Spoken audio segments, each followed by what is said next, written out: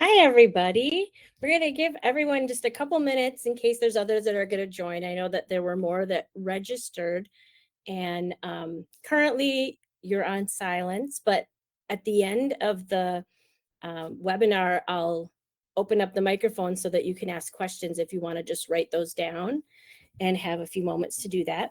If we haven't met before, I'm Amy House, and I am a care navigator for Tembo Health. I meet with families once a month through the guide program and talk with them about a lot of different areas. And one of them is cares. And I see just a need for some of the tips and tricks that I've learned over the years. And I thought this would be helpful. And part of the guide program is providing training for our families to be able to do those cares at home, or to be able to assist with those cares if the person is living in a senior community. And to just have the right products is so important. So I did make a little bit of a disclaimer to remind everybody that I am not endorsing a certain product. I don't get paid by anybody. And but I'll show you some examples of products, and they might be certain brands or not. Can everybody see the actual program here? I'm just going to check and see what's being shared. Looks like it should be sharing. Let's see here. If anybody's able to write in the chat box at the bottom that you can see the actual slide presentation and not just me, I would appreciate it. This, okay, great. Everybody's responding. And you can put chats in here as we go in case there's something. Oh, good. You can see it. And somebody said hello. So you can put questions in here too that we can read at the end.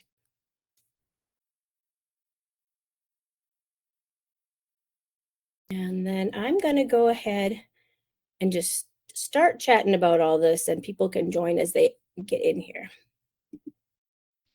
Oops.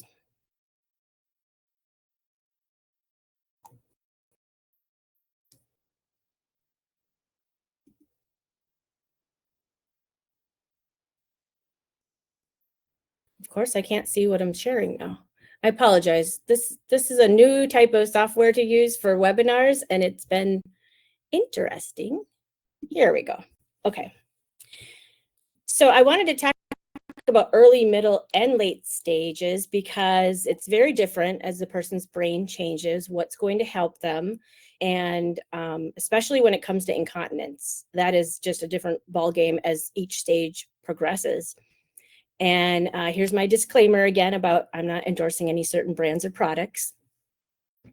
And because this is the Share and Care webinar, I would love it if you could just write down 3 things that you're going to try to change or do differently, or try for the first time as we go through the webinar, because at the end, we'll take some time to share those things and talk about them if you want to be, heard. I guess I know some people like to just sit back and watch, and that's fine too. So the first thing when it comes to cares, again, is why do I have to adapt? Why can't we just do things the way it's always been done? Or why can't I just do things like it shows on TV or in the commercials for, the Depends or whatever it is because a person living with dementia, their brain is shrinking. The brain cells are shrinking and dying. And with that, they can't make those connections that help them identify tools like a hairbrush or a washcloth, or what's the difference between the one type of Depends and another type of Depends, even what the Depends are for. They have trouble with that. So it is necessary for us to always be adapting and changing because we are the ones with the healthy brains. So the first thing I want to just mention for everything that we're going to talk about here is that there should not be any surprises for your loved one. It's very important because their communication part of the brain is affected by dementia, and they may not understand all of the words that you're saying, that you give them really good visual cues and then a verbal cue before you touch somebody. Tipa taught me the example of if I walked into a restaurant and my zipper was undone and my friend came up to me and just grabbed me by the zipper and zipped it, what would my reaction be? Right? I hate to say it, but I don't know if my friend be standing on 2 feet after that.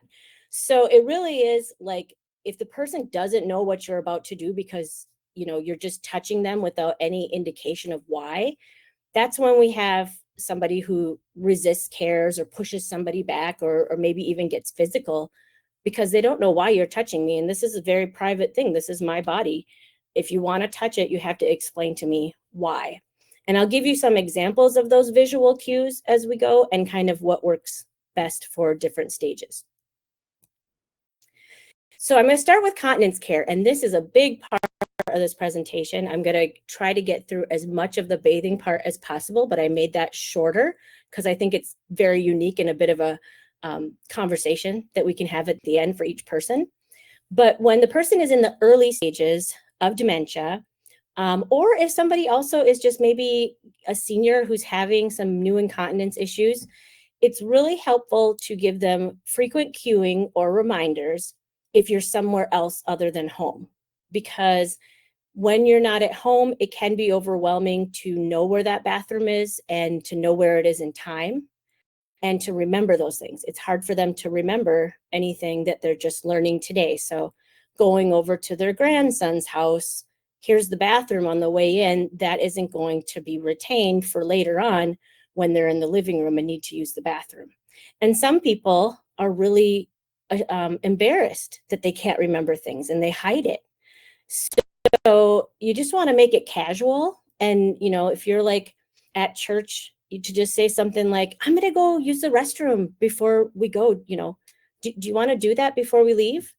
Just to really kind of make it casual, like I'm doing this because it's just the thing everybody does before we leave the house, or giving them a little bit of a orientation throughout the time that you're there and just checking in every once in a while. And I don't, you can even say, I don't remember where the bathroom is. Does anybody know where that is? To make it something that's kind of an announcement to everybody, and then they can find it. So again, it's just trying to make things really respectful and to not point out or make somebody feel bad that they can't remember things. Sometimes people may have some occasional incontinence or dripping in the early stages, and usually it's because they cannot find the bathroom fast enough.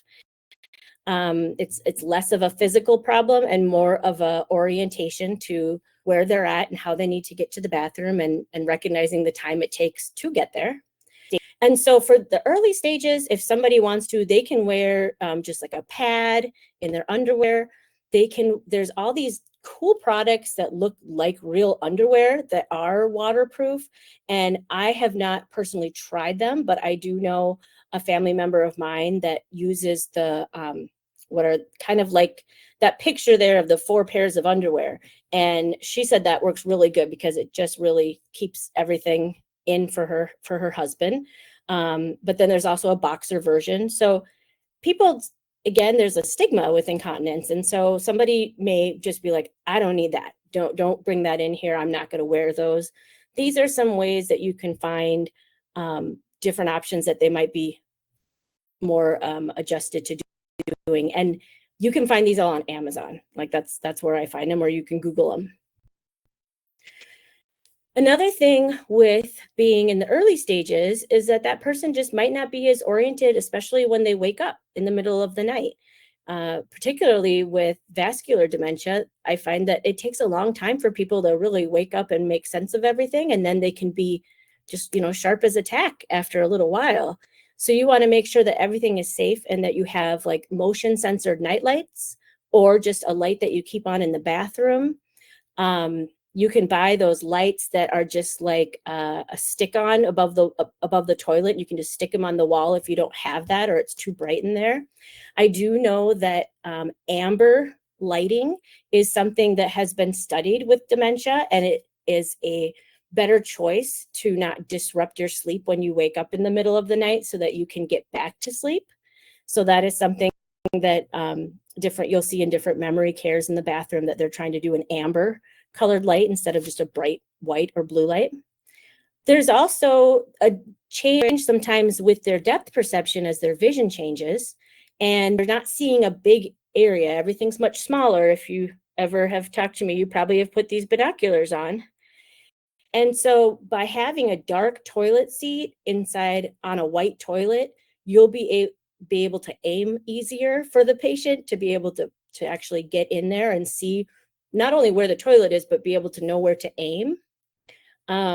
Particularly for anybody with male anatomy, it is helpful too to maybe use a light inside the toilet that you can change and have kind of again a thing to aim at. There was a whole study about how this one place was having so many problems with the men's bathroom just being awful and just getting a lot of urine everywhere, and they fixed the problem by putting a little like sticker of a little tiny black fly in the bottom of the urinal, and all of a sudden everybody was trying to hit that. So use that and make it fun, and see if you can find something that would stay on inside in the toilet that they can aim for. Also, if you have non-skid mats or rugs that go around the base of the toilet, like the picture here, that is just going to be better so that they're not going to have a wet floor if there is some dripping on the way to or from the toilet or they miss. And it's just a lot easier to wash than to always be washing the floors. And you can't always guarantee you're going to get everything with the floors. So I know I have a friend with 3 sons that have been growing up, and yeah, you know, it's necessary to put that around your toilet so that you can frequently wash it instead of having to wash the floor, because otherwise that really can get that smell like stuck in the flooring.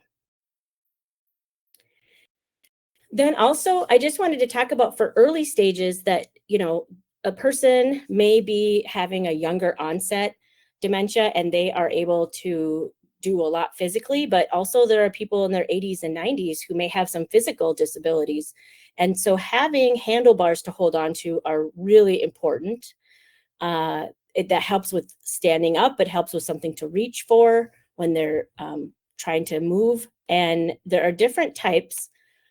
I really like the type that goes all the way to the floor when I'm talking about handlebars, because it's anchored better and it's a little safer. But then also there are ones that are raised toilet seats. If somebody is tall and they have a long way to get up or down from the toilet, that can be really hard for them, especially with the getting back up again part. And if you have a toilet seat with a riser on it, you have just a few more inches for them to be able to get up easier. If you're noticing that they kind of moan or groan or kind of have to build themselves up to standing, that would be a way to make it easier for them. I've also seen ones that are on the bottom of the toilet that like work with your plumbing, that you just put it under the entire toilet. And I think those are more expensive, obviously. But one of the things that would be nice about that is that you don't have to clean it then differently than a regular toilet. Because I will tell you, with the raised toilet seat, there's going to be a lot of different messes that happen in there that need to be cleaned regularly, because it's not getting flushed with the water like the rest of your toilet. And so it's a little bit more work. Occupational therapy is going to be key for all of these things that I'm talking about. If you're not sure what product somebody needs, your primary physician can order occupational therapy. And you just have to let them know there's been a change. We need to kind of evaluate how to safely use the toilet. And they can send somebody out there and recommend specific situations for your bathroom, how it's set up, and the person, and what their abilities are. So occupational therapy is going to be part of this entire presentation. I really encourage getting occupational therapy in there. And I found, as we've started the guide program, that I'm recommending having a lot of occupational therapy evaluations, just to make sure that what people have in place or what you're going to invest in is the best choice. Something about a vertical floor to ceiling bar that I wanted to mention. So that's like a bar that has like a tension rod, kind of like a shower rod, but it's vertical, and it goes up and down from the ceiling to the floor. and people grab onto it and use it to stand up. If that isn't spaced out and it's really close to a toilet or really close to the cupboard, it's just a big danger for if somebody does fall in the bathroom to get stuck in between that little space. It's just a risk for somebody choking or being trapped kind of in between the spaces. So if you're considering something like that, it's really important then that you have occupational therapy come out and decide what's the safest placement for it instead of just putting it up yourself. Now we're going to talk about the middle stages, because in the middle stages, the person can still feel the urge to go, but many times that is not going to be in enough time. So they're going to have a lot of accidents. And so again, they're aware that they are going, that they have to urinate or have a bowel movement, but they're not able to either express that they need to get to the bathroom, they don't know where it's at, or their just mind isn't thinking until it's too late. So for that, it's really important to have somebody on a bathroom schedule. And that can be like every 2 to 4 hours during the day, but especially after mealtime. That is a time that people are most successful with using the bathroom. And it's easier to just say, hey, come on, it's time to use the toilet, instead of asking, do you need the bathroom? And sometimes you have to kind of trick somebody to get to the bathroom, because maybe they're not going to say yes. They're tired of you asking 5 times a day to go to the bathroom. So you can do things like also, hey, look, I saw a bird out the window in the bathroom, and can you see it? It's a red cardinal. Oh, okay. Well, I guess it flew away. While we're here, might as well use the bathroom. And then also just kind of using it as a something that you do before an activity that they really enjoy. You can say, oh, we're going to go out shopping, so let's stop in the bathroom. Or I just got a new paint by number. I think this is going to be fun, but let's use the bathroom before we start. Same thing with, dessert and treats and all those things that everybody loves, their sweets. That is a way that you can get somebody into the bathroom, because sometimes they just are like, no, I don't have to go. And you want to find that way. Wayfinding signs might be helpful even at home. So putting a picture of a toilet on the door that's closed can be helpful. You can put signs that have a picture of a toilet or say bathroom. You can get those pictures of like the kind of like the shapes of a man and a woman and put them on the bathroom door. But it's really hard for somebody, especially in the middle stages, to remember what's behind that door and where to find that bathroom. So adding some wayfinding might help them. Now let's talk about products, because this is why I really get going about all this stuff. Oh, hang on just a second here. Oh, we've lost the shared screen. Okay, I want to check on this here for a second. I'm going to stop sharing. I'm going to share it again and see what happens.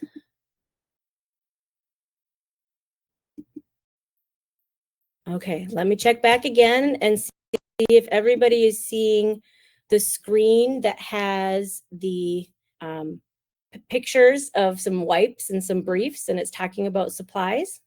It's a blue screen. Is anybody able to write in the chat box for me that you have it? Ooh, I'm seeing some, I saw like a hand go up and then it disappeared. So I couldn't see if it was a thumbs up or thumbs down. Yes. You see it. Okay. And you have it too. Good. All right. That's the majority. So I'm going to say, yeah. And I saw that comment about a man sitting down when they urinate. And yes, I've gotten my husband to do that too. And it is just like the best thing in the world. And anybody who has male children, I'm just like, raise them that way. Stand up only when you are out in nature or when you're at a urinal, right? So it just makes life just so much easier. Okay, back to the presentation. So when somebody is having occasional incontinence, and that's because you have them on a schedule, but all of a sudden, oh, every once in a while they don't make it in time. So maybe it's once a day, maybe it's, every other day. But when you have someone on a schedule and they're having just the occasional accident, that's when it's okay to use pull-ups. And so the depends that you pull up like underwear that are disposable, that is the time to use them. Many times people just keep using them throughout the disease, and those are meant for occasional accidents that happen to help protect the person, not for somebody who just doesn't know that they're going at all. The other thing is that there's the little like Cottonelle flushable wipes that you can get at the grocery store that somebody might use in the bathroom who isn't living with dementia even. And those are not the kind of wipes that really help with those messes, right? That is meant just for wiping like toilet paper would wipe. And so when you have somebody that's had an accident of their bladder or bowels, you want to use the large adult wipes. And there's a picture right there of them. They're like 8 by 10 inches. This one here in particular is by Fit Right. I know it has aloe and it's unscented, and I haven't had any clients with reactions to this one, so I do recommend that specific brand. But just to get that adult incontinence wipe, that is a large wipe. Again, they're meant to clean the whole skin and not just something that you're just wiping with the way you would toilet paper. So if toilet paper would not do the job, you should definitely be using these wipes. That's kind of the rule. And the other thing with the middle stages is, again, to remember to not do things to the person, to do things with them. Like my example of somebody coming up to me and zipping my pants up, that's just doing things to me. That's not doing things with me. So be able to hand them the wipes, see if they can do it on their own. Motion on yourself with just some gesturing how you want them to do that. Whatever they can do on their own, it's going to be a lot easier, again, on the relationship in that moment. And then you can say, oh, you missed a little bit here. It's hard to see back here. Let me help with that. And it's just, again, a lot less threatening because you're not just touching me, but you're giving me good visual cues. You're holding up the wipe on what you want to use it for. You might go like motion with the wipe to show how you're going to use it, and then touch the person. I write in here, do not take away something without showing them the replacement pull-ups or pants.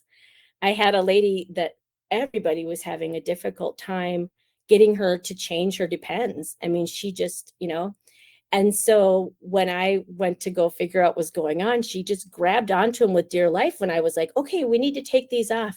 No, I need these. I need these.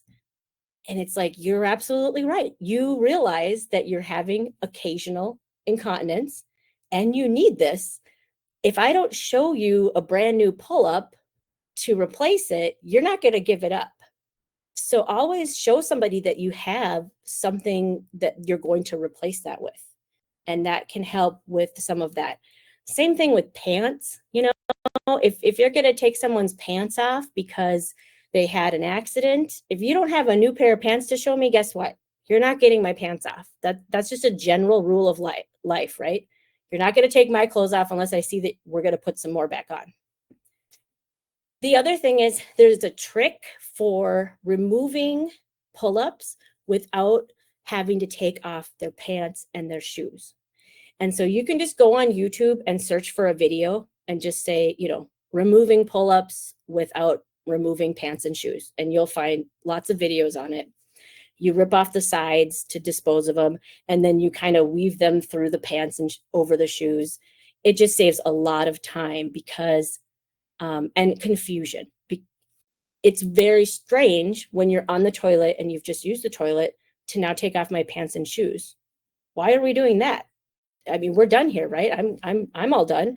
So you want to be able to do that if you can. physically, because you kind of got to get down there to do it, and not have to remove everything, because they'll just understand more about what's going on. I went to a conference lately and I found about some new technology, and I've been searching for this technology myself to see if it's available yet to families to use. And I see some things out there in the market. I'm not sure how well they work. They're very new, but I imagine, 6 months from now or a year from now, we'll have more options and we'll start seeing what the results are. But they had a device that you attach to the front of somebody's like Depends or their pants, and what it does is it scans the bladder and it recognizes when the bladder's getting full, and then it notifies your app, hey, it's time to go to the bathroom. And so that could be for somebody who is in, maybe just having incontinence as an adult without dementia, but especially for a family caregiver to know that, hey, I better help him to the bathroom right now, can just really be awesome. I'm very excited to hear about this technology. And I have another tech that I'll tell you about coming up. So one of the things that happen a lot with dementia and aging in general are urinary tract infections. With urinary tract infections, they don't present and seem like they do when someone's younger. It is they don't have the pain, the obvious pain and burning that somebody younger has with a urinary tract infection, where you think immediately, oh my goodness, I've got to get to the doctor. Something's wrong here. People with a urinary tract infection that are seniors or seniors living with dementia, they are going to have more of a sometimes confusion, maybe some new behavioral symptoms, and irritability and anger can come up. They may want to sleep. Maybe they're so tired and they can't even stand like they used to. People can get hallucinations. These are all reasons to suspect that they could have a UTI. And when you have incontinence, you just have a higher prevalence for having bacteria issues. And so a UTI can happen pretty easily. They happen more to women than to men, just because of the length of our urethra and how far that bacteria has to travel. But some just easy tips are that good hydration and really keeping somebody hydrated helps prevent bladder infections. I know that cranberry juice can also help. And then fiber, because if somebody's constipated, that may also be causing some bladder issues. And also if somebody's constipated, you might be dealing with more bowel incontinence messes. And that's how you can end up with some of the germs from somebody's feces getting into the areas where their urine is. And so just having good fiber can help keep things regular, so that if you're on that toilet schedule, the person can go regularly and be able to not have as many messes that you're cleaning up. Empty the bladder regularly. This is also recommended, that you have that toileting schedule and not just wait till the last moment to empty your bladder. And then the quality of pull-ups can really cause issues. I'm going to talk about what to use instead, but I had a patient who was having bladder infection after bladder infection. Her infection was so bad that it was causing infections in other places in her body. She ended up with this major knee infection that they said started with her bladder. And so she was just always at risk for them. And then when the family switched to using a different quality product, the bladder infection stopped. So there is a difference when you look at the products and what they provide. And like I said, for somebody who's occasionally incontinent, then yeah, you could probably pick something up at the pharmacy. But when somebody is having regular incontinence, you want to make sure you have really good quality products that pull the urine away from the skin, and so that things aren't just sitting there festering. And I'll talk a little bit more about that in a little bit. The other thing is to always urinate after any sexual intercourse, just again, because everything's getting moved around down there. We want to make sure that everything gets kind of flushed out. And then correct wiping and cleaning. Hopefully most of you on this call know what this is about, but I would not be surprised if any of you didn't, because it's like very common for people to not realize that female anatomy should be wiped a certain way. And they may have learned growing up as they were potty trained one way, or from their friends and whatever they see in the bathroom happening, or what's just easier. And with female anatomy, the picture you see on the left there is a woman who's approaching from the front and putting the toilet paper down to wipe from basically from the back of her body to the front of her body. That is how you can get the germs that are associated with feces into the area where the bladder infection can happen through the urethra. So it's really important for anybody any female anatomy to wipe from the back, or from the front to the back. And so that means you start in the back and you reach up there and you pull back. And that way, if you're helping somebody with toileting, it's the same thing. It's important that you do your best to always be going in that direction. If something's happening where the person has like feces or, like diarrhea that has really gotten up into the front of their body, you want to continue to just be wiping away from where their urine comes out, and always kind of wiping down. It's the same thing with a baby, a female anatomy baby, that maybe people don't realize, but I think it's a lot more common now to know that. And I've just come across so many ladies. This one 85-year-old, she's like, I've been wiping the wrong way my whole life. And it's just not common knowledge sometimes. Okay, so now to talk about the late stages. When somebody's in the late stages of dementia, I don't know if it is about nerve sensation, muscle control, or just about the ability to recognize that they have to use the bathroom that is damaged with dementia, and then they just no longer have those abilities to control it or to even realize that they're going.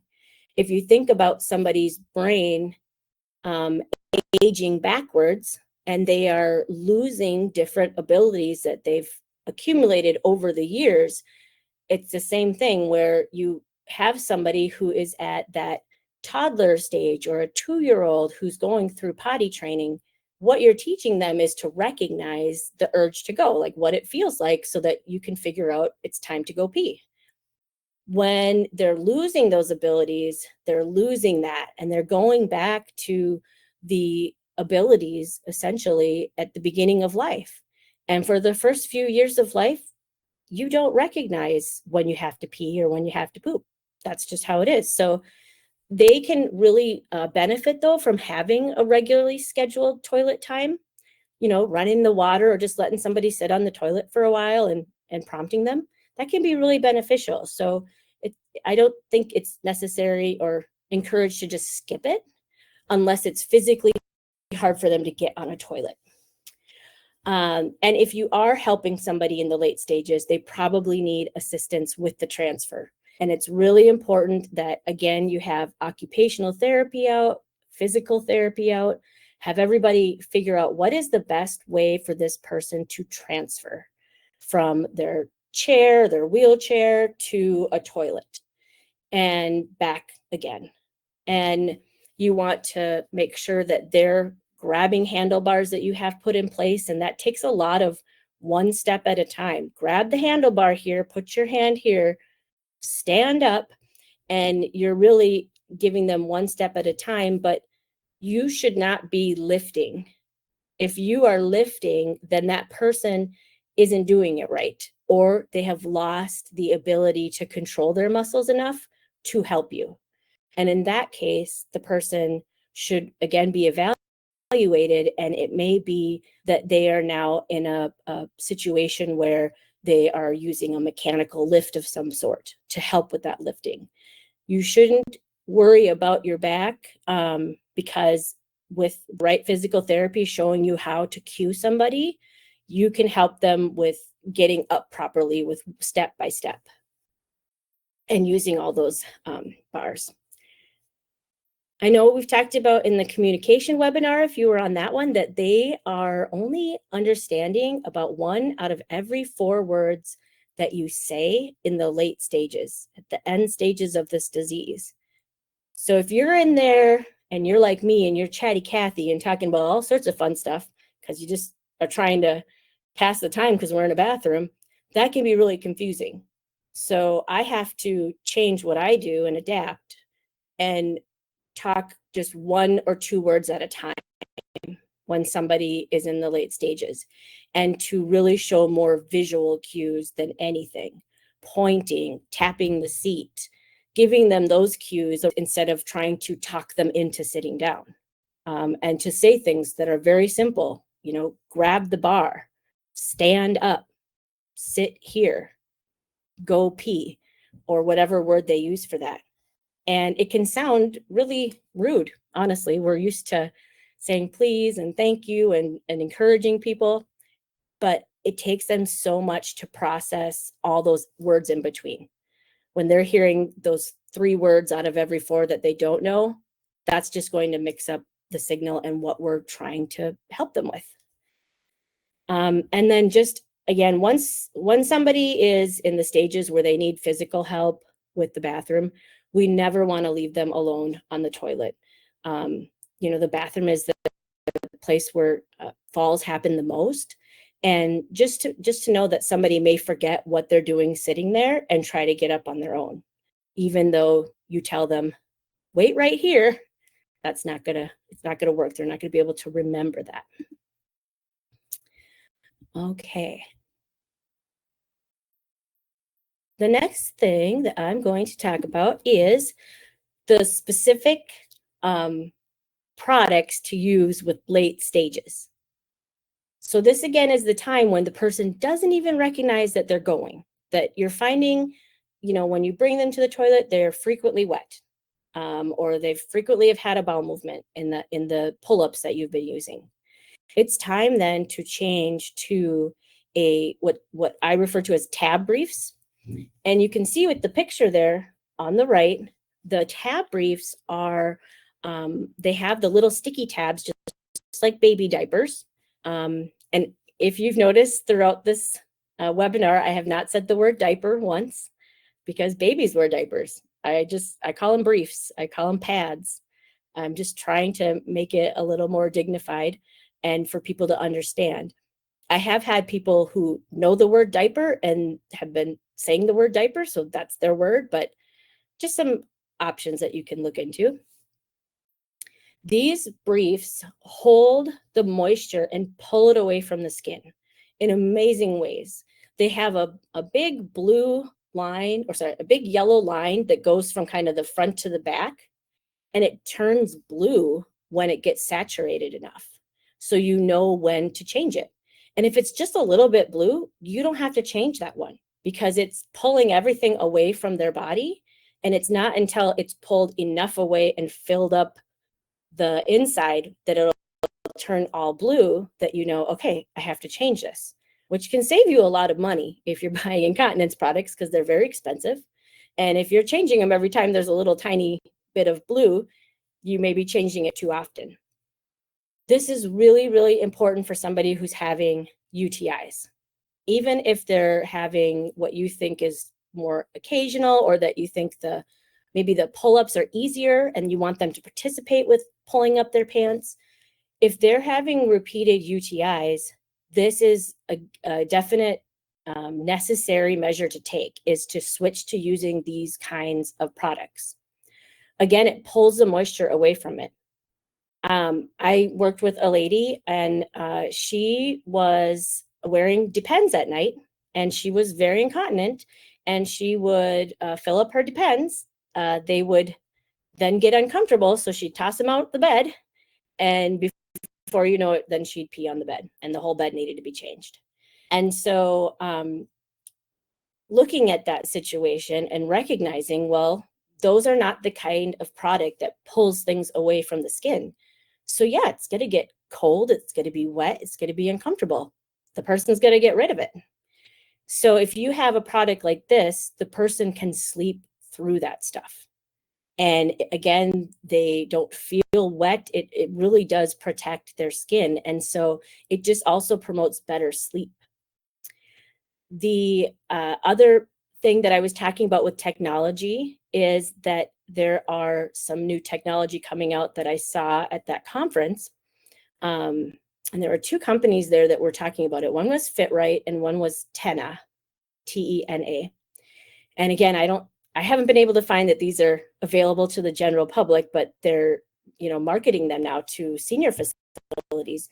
Is another little device that you just, it's a Velcro little tiny device, and you just click it on the front there and Velcro it to their tab brief, and it notifies you by app when it needs to be changed.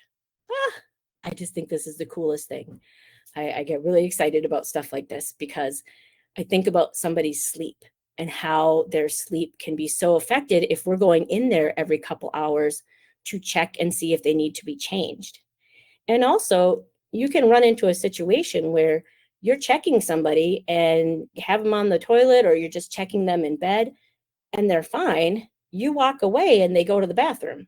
So now if you don't go back and check on those things for 2 or 3 hours, if it's a good product, it's going to keep things away from the skin. But I just know that in general, we want to have dry people, right?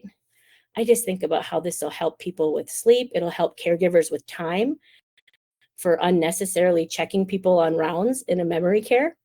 And I hope that it'll be available to somebody, just the general public, very soon. Or if anybody wants to look and find it, let me know, because I've searched so far, but haven't really seen that. Another thing that's important with these, with somebody who's in the late stages and has complete incontinence, is that you're using, again, those large adult wipes, not the little flushable ones, not baby wipes, or even the Cottonelle adult, the wipes that people use in the bathroom. They really should be the kind that is made for cleaning up this type of bigger, larger mess, essentially. Oh, hang on here. I'm sorry. I'm getting a call coming in. All right. I'm watching in case anybody says that all of a sudden you can't see something, let me know. But the other thing is that there are barrier creams, and you can get these on Amazon or at the pharmacy. Barrier creams are like a thin and clear. They're kind of more like a very thin ointment, and they go on somebody's bottom.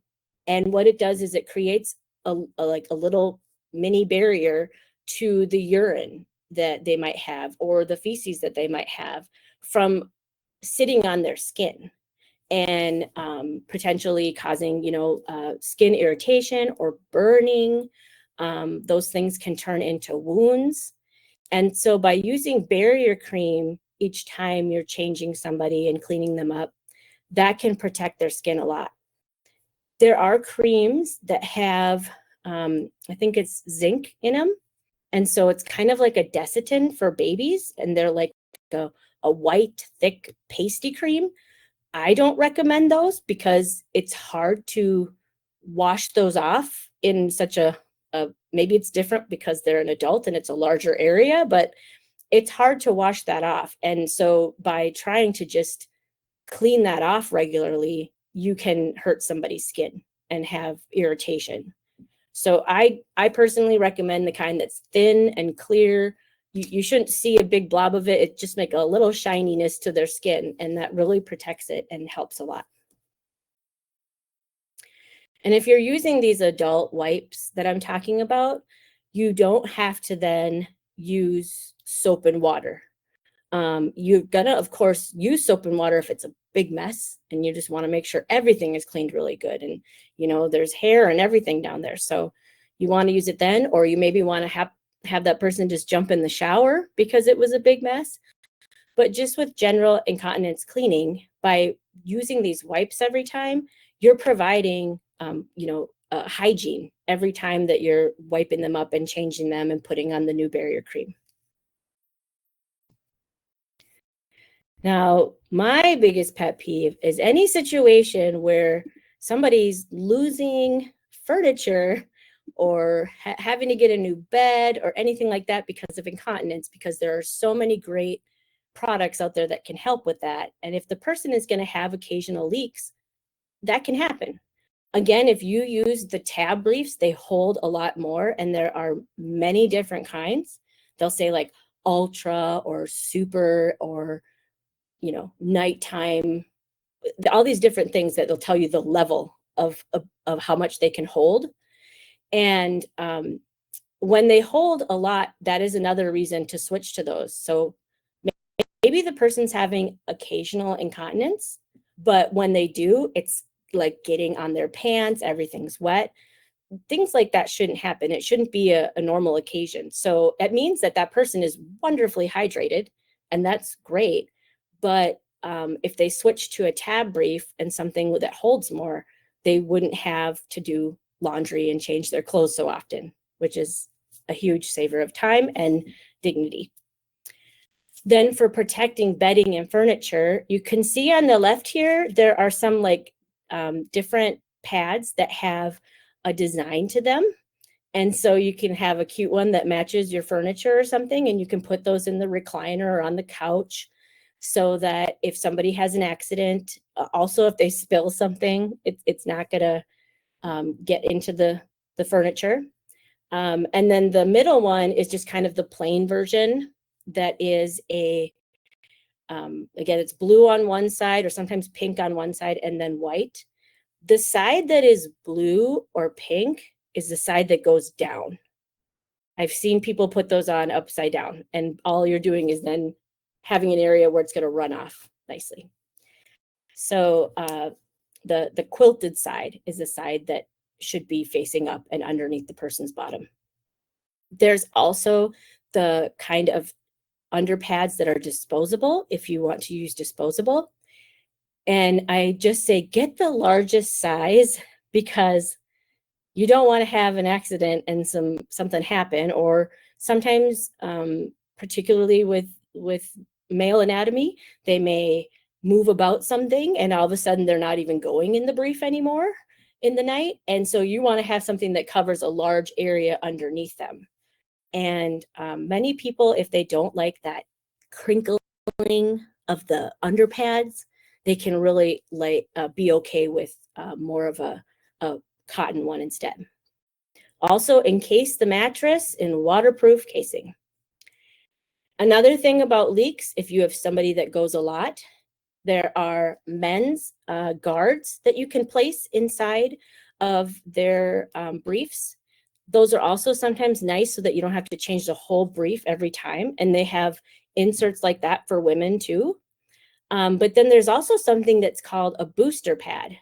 And a booster pad is created so that it fills up with liquid, but then it leaks through so that it slowly goes into the pad, the brief that they're wearing, the tab brief that they're wearing. And so it's inside there, but it leaks through, because if you filled up that little booster pad, and it would just start spilling over the sides. So this helps you with kind of like letting it leak through slowly, and then it gives you more space to fill, essentially, because now you're going to fill the booster pad and you're going to fill the entire tab brief, and you're less likely. This is really helpful with people who are on Lasix or furosemide. People who talk about a water pill, they sometimes when they go a lot. And again, that can just save changing all of that and the bedding and everything all the time. Let's see, I just talked about some of those other things. And so now I want to talk a little bit about bathing, and I'm going to just kind of go through this quickly so that we can talk, because I think everybody might have specific bathing questions. Questions to ask for early stages: is everything set up for success? Do you have 27 kinds of shampoo and conditioner and body washes in your shower? Or is there just the one kind that they need? Or maybe 2 bottles that they need? Even putting a bigger label with writing that says shampoo and conditioner might help when somebody can't see that due to their vision in the shower, that it's just clear, this is the shampoo and this is the conditioner, or this is the body wash. And then, do they need a shower chair, handlebars? I can't say enough about occupational therapists and how wonderful they are for evaluating things if somebody's struggling. And Tipa Snow taught me that, when it comes to bathing or showering, it's okay to settle for a piece of the pie instead of trying to go for the whole pie, because there are times where doing that entire shower is not going to work today. But you know what? Maybe we can just wash up under the arms and in the private areas and get the important parts. Maybe tomorrow we can do a foot soak in a nice tub and get your feet really well. And just kind of doing a piece of the pie daily might be a better option than trying to get that whole pie and having a lot of disagreement about that. Also, there are a lot of questions to ask about somebody who is bathing or showering at any stage. One, do they smell? Especially if you're providing continence cares and you're having them wash up under their arms and stuff every morning, do they actually need a shower? Many people, especially as we age, your skin gets really dried out from a shower. And if they smell fine and they look okay, they don't have to have a shower. I know many people who only have sponge baths for the rest of their life, and they are squeaky clean, because it's hard for some of us to imagine who get in the shower daily not having that water flowing over us. But it really is a matter of, is that water going to be okay? I've had people who are afraid of water.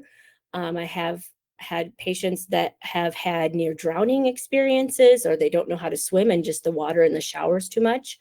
Also, in the later stages, it can be really just a lot about their sensory and the amount of sensory stimulation from the sound, the temperature, the feeling of water. Sometimes people can feel like the water coming down on them are like, needles or nails, because their brain doesn't understand what that is and they're overwhelmed. If somebody has had a large incontinence accident, well, let's get the shower done now instead of waiting till tomorrow, because that's a good time to do it. And again, you want to make sure there's really good cleanup after, especially a large bowel accident, to prevent UTIs. Is their hair greasy? Do they have dandruff? Because that would be an indication that they need their hair. I know a lady who did not wash her hair for the entire year that I knew her. And she had the most beautiful hair, like really thick white hair, no grease, no dandruff. Her hair was amazing. She didn't need to wash her hair. You can also get those shampoos, those dry shampoos, and spray them in somebody's hair and comb it through. And that can really just freshen up the hair or get some of that grease out in between washing. If somebody has really dry skin, then again, showering every day or showering multiple times a week might not be the best thing for their skin. It dries it out. And really thinking about, what have they done their entire life? What has been their routine? I think it's shocking when I started asking my friends, how do you shower, to find out that we don't all do things in the same order. I just assume that everybody starts the same way and finishes the same way I do, but they don't. And that can be confusing if all of a sudden somebody's trying to get you to wash your hair and you don't start with your hair. And what did they do as a child or young adult? Because they are reverting back to that at times. And if they did not have a shower in their home, if they instead all, shared a tub, or just did sponge baths, or went out by the hose, whatever it is, that might be, again, just too much to try to get them in a shower. And what did they do as an adult? And what did they do as a senior? Many seniors, because when they're living home alone and they're getting older, they're afraid of falling in the shower. They switch to doing more of a sponge bath, or as some call it, I've heard some call it a spit and shine. And so if they've been doing that for the past 10, 15 years or 20 years, and now they are living with you, or you're going to go over to help them with stuff and want to get them in the shower again, that just might not be a worthy goal. That might not be realistic. And again, if they don't smell, it's okay to do a sponge bath. How do they do their hair? Sometimes I have people who are not wanting to wash their hair in the shower because they've always done it in the sink. I know that's going to be my mom's deal. She always washes her hair in the sink. I never see her come out of a shower with wet hair. She just always does it in the sink. And she grew up doing it that way. And I know if she needs help one day and has dementia one day, we probably got to figure out a way to wash her hair in the sink or bring her to a beauty shop to have it done regularly. Avoiding any arguing and power struggles. You can mark things on a calendar or have a visual of a routine to point at and just be like, today is shower day. This is what we're doing. Instead of being the boss who's telling somebody we got to do a shower today. And some of the aides have taught me in the past that it's helpful to kind of trick somebody step by step into getting in the shower. So walking and saying, oh, let's go to the bathroom. And then when they're on the toilet, we might as well change your clothes while you're in here. And then once you got the clothes off, well, while we're here, we might as well just take a shower real quick, and being able to find success that way. Is there something going on, like somebody coming over that you could entice them to take a shower with, that we're going somewhere? Again, sometimes when people have not good judgment and reasoning, they need a reason to take a shower, not just because they smell or they haven't taken one for a while. So what's your reason? And then really making sure you do a lot of visuals. So running the shower, bringing out the shampoo and the towels, that can help everybody realize what's going on. Here are some pictures of some different types of tub and shower cutouts, and then I'm done and we can all talk. This one is an example of a bench that goes over a tub that the person sits on and then slides over. Here you can see there's a walk-in shower on the right, which is awesome, but that's very expensive. It can be a lot less money on the left to just cut out the tub. And if they're able to put their leg up over that little bit, that would be enough. Or if you have that sliding bench that I have in the middle there, by having that cutout, it might just make it so they don't have to lift their legs so high and get it over. So again, talk to physical therapy, ask them occupational therapy to come out and evaluate before you invest in a brand new bathroom or lots of equipment, because they might find that something is totally different. Okay, that's all I have to talk about. I'm sorry it went so long. I told you we'd be kind of rushed when I started putting it all together. I thought this probably could just be about incontinence. And let me see how I can help everybody. You can just go ahead and change your sound by pressing that little microphone button. But I do know there are ways here that I can help with activating everybody's sound. So let me try to do that. Let's see here. Okay, allow to talk. Allow to talk. I'm pushing buttons on your webinar so that you can talk if you want. You might see something pop up that agrees to it. I'm not putting on your video because I don't know if you were ready to be on video today. And does anybody want to share a question or what it is that you wrote down for the 3 things that you're going to try or do differently or change?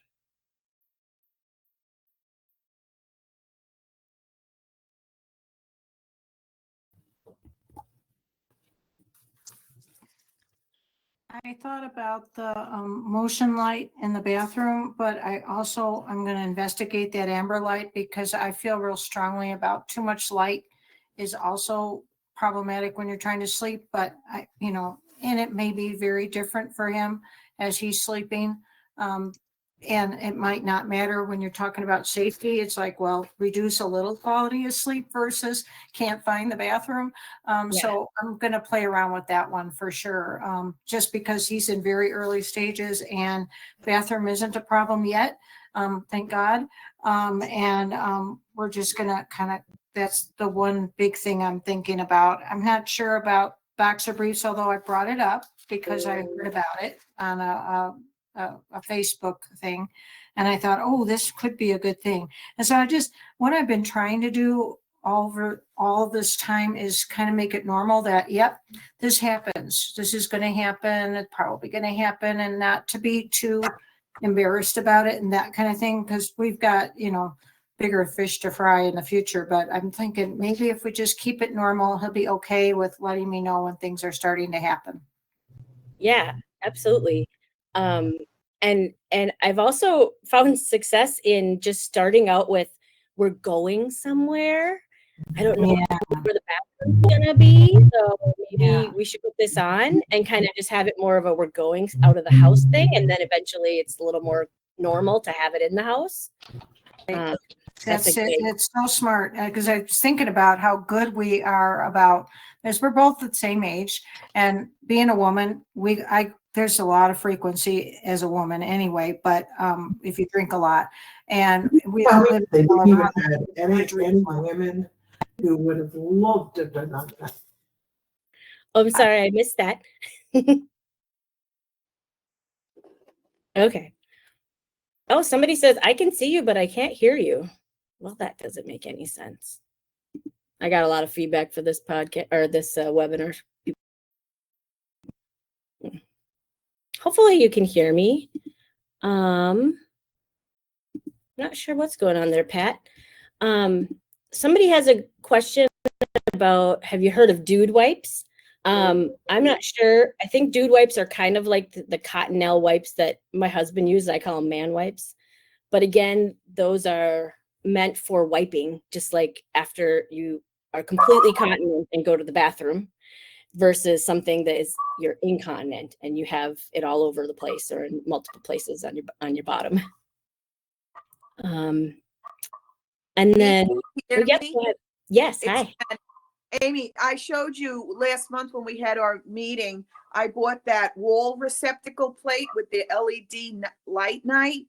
Yeah. And it's excellent. And when he comes out of their bedroom to make the turn to go into the bathroom, it's enough light at night. I could see it through under the door. And actually, I mean, it was $22 for one. I bought it on Amazon, but I think you could find them cheaper. But I'm going to get more and put them around the house. It's really very good. Yeah, if you want to send me the link, I can share it to anybody who emails me then. I got it on Amazon, and it's called Snap Power Single Guide Light. And it has the number 2. So I thought 2 came for $22, but it's just one. It's an electrical receptacle wall plate with the LED night light. And as soon as it gets a little dark in that space, it automatically comes on. And then when I turn the light on, it goes off. It works very well. It's very good. Yeah. And now's the holidays. You can really start using those lights, because some of us have lights up in the house anyways, and we're used to having things a little brighter at night right now. Yeah, it's not that bright. It's just enough during the night to guide him a little bit into the bathroom. Good. That's good to be safe. Somebody asked about suggestions for oral care and brushing teeth. Yes, I do have suggestions. Again, what are they used to using? Sometimes people will introduce an electric toothbrush later in the disease, and the person has no idea what that's about because they've been using a regular toothbrush their whole life and just a plain one. Looking at the toothbrushes to have different types of bristle, like how hard the bristles are and what it does and how big it is, because the person's mouth has a lot. You have so many senses in your mouth, and later in the disease, kind of in the moderate and late stages, that it's just so sensitive. I always compare it to when you have a small child, right? And you wash their face, what do? right? They're not just like, oh, go ahead, pat my face, no problem. They don't like that feeling. And it's because at that age, their brain is also very sensitive and they have a lot more sensory going on than we do as adults. And so things can feel a lot more uncomfortable for a child. And it's the same as somebody goes through this disease, their brain reverts back to that and they can have the sensitivity that you wouldn't imagine. And things can seem painful. You can, I know some people that use water picks that have been very helpful. Of course, you have to help the person use that. There are some child electric toothbrushes or regular toothbrushes that are really soft and really, or they might be fun or they might have music. It just depends on the person's personality. And in the early stages, it can be a problem with recognizing tools. So do you have, you know, a tube of toothpaste and a toothbrush sitting on a white countertop? It might not be easy to distinguish all that. So lay it on a dark towel so you can really see the contrast. And then you'll always want to show on yourself what to do before giving it to them. So you can put the toothpaste on the toothbrush and then, you know, mime on yourself and gesture on yourself what to do and then hand it to them. And that will help them know what they should be doing. And then you can also do some hand under hand. That's a whole nother conversation. So Christine, if you want to email me, I can send you a video, but you can also look up Teepa Snow, Teepa. I'll put this in here. Teepa has a specific type of hand, underhand, and she's my mentor that she uses.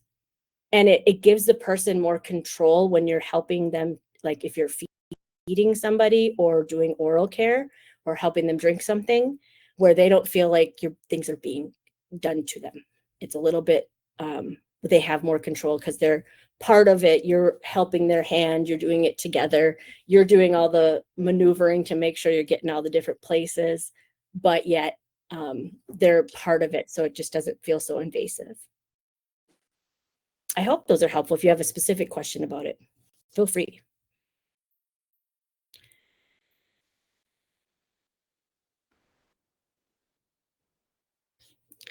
Okay. Also, there was a question, if you're still here, there's a question about what's best for bed sores. Yeah, pressure sores or bed sores are a real issue when somebody starts losing mobility.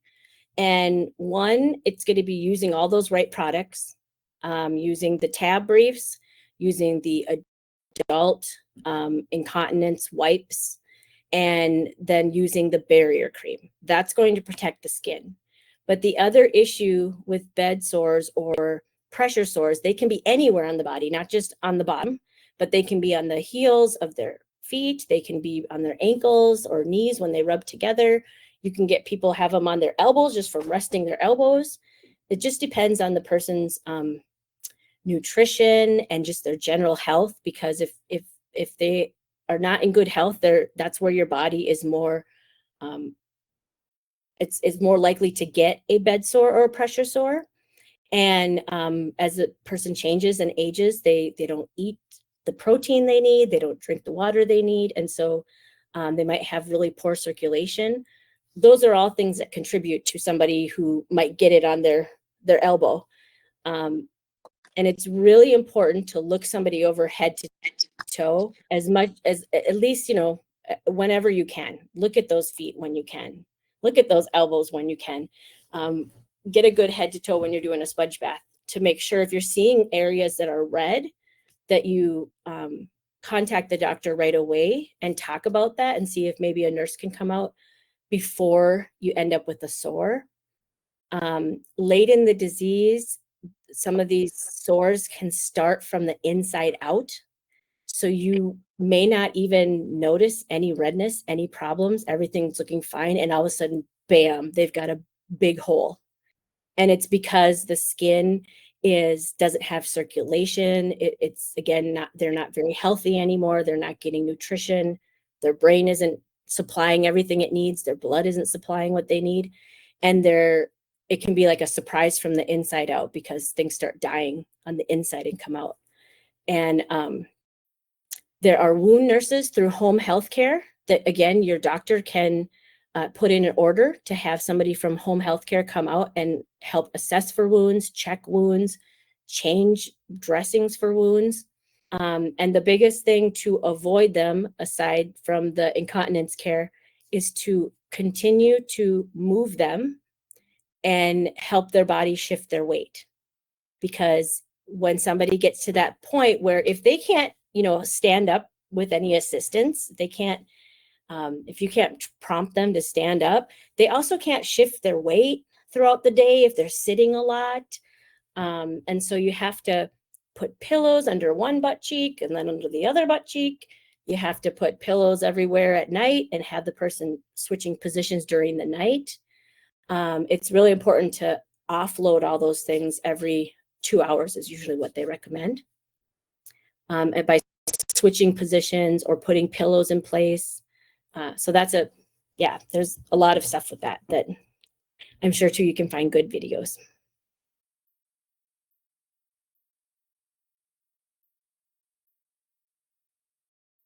Yes, I agree. Kathy wrote just how awful those are, that the person that just wounds. I'm not a wound person. That's not I know some nurses, like I respect the nurses so much, and that some really enjoy helping with wounds. That's not my jam. I worked for a little while way back when I was a lot younger in a nursing home and then also in a hospital. And I've seen what can happen. And I'm just like, all of a sudden now my guard is up going, oh no, how can I prevent this? How can I help? And I realize that there's places I'm not going to be able to fix it. But those reminders are so helpful because it's starting to come back to me. It's like, well, what did we do when we were getting patients in? What did we do when they were in the bed all the time? And how do we help them? So thank you. That is so helpful. Thank you. Good. Yeah, it is. When somebody has a wound in senior care, it's turn and reposition every 2 hours, change those pillows and move everything every 2 hours. And yeah.